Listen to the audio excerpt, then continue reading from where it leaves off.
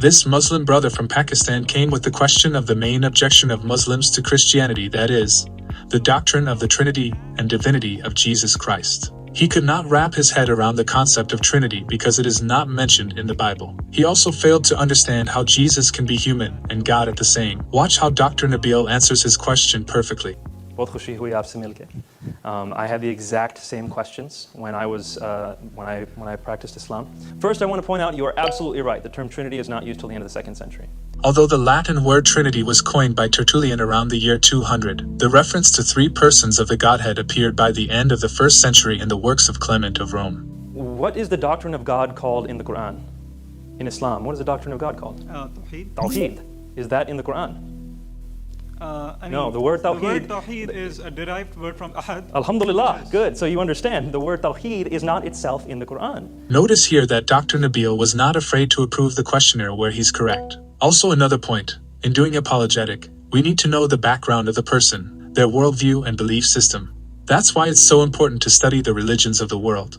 Look at how Dr. Nabeel quickly dismantles the person's objection to Trinity by the same standards of judgment that he poses against Christianity. In the same way, the word Trinity is not itself in the Bible. This doesn't pose a problem. The Shahada is not found in the Quran. You have the components of the Shahada in the Quran, but you do not, you do not have La ilaha illallah Muhammad Rasulullah in that way found in the Quran. The components are found in the Quran. With the Trinity, the components are found in the Bible.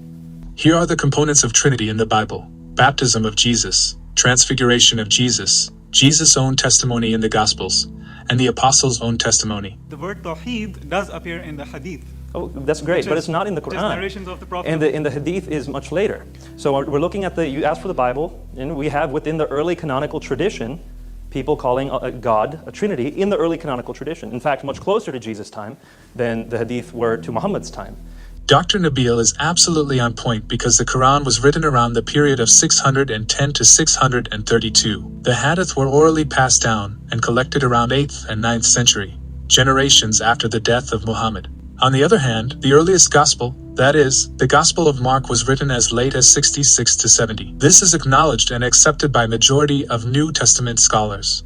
That's just over 20 years after Jesus walked on this earth. Most of the apostles and eyewitnesses of Jesus were alive then. So whichever way you stack it, when you're consistent, you end up with a stronger case for the Trinity, for Jesus' deity. Can Allah come onto this world if He wants? Can He be in this world if He wants?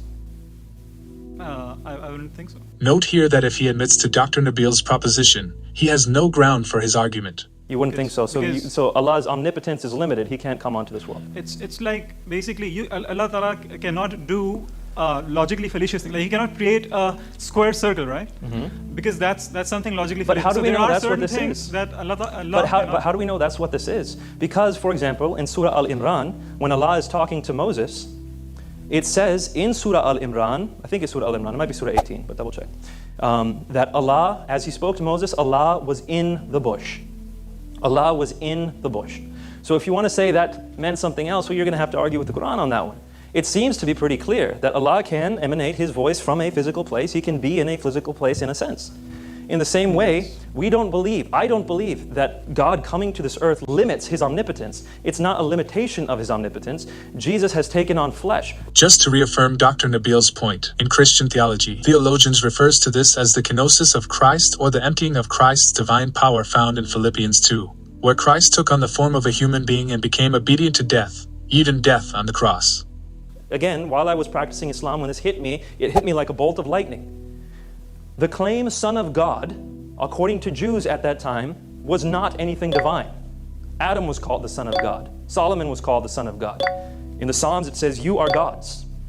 It's not a divine claim to call someone a son of God. But when someone refers to that Son of Man coming on the clouds of heaven, who's going to receive glory, authority, and sovereign power, and people of every nation and language are going to worship Him with a worship due only to God, that Son of Man is more than just a human.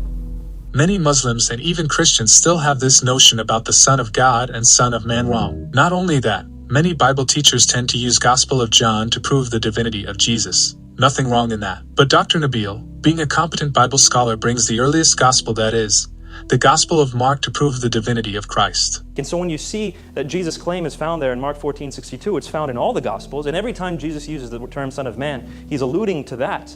You cannot extract that from the Gospels. So please put Mark 14:62 next to Daniel chapter 7 and see what Jesus is claiming for himself. And we'll talk afterwards for the rest. Lord bless you, my friend. What a man Nabeel was. He was extremely polite, intelligent, and poised. He took the time to listen to the man's questions and answered them with grace and love. We still learn so much from this man of God. May Dr. Nabeel's work and legacy live on for the glory of God. Thanks for watching. God bless.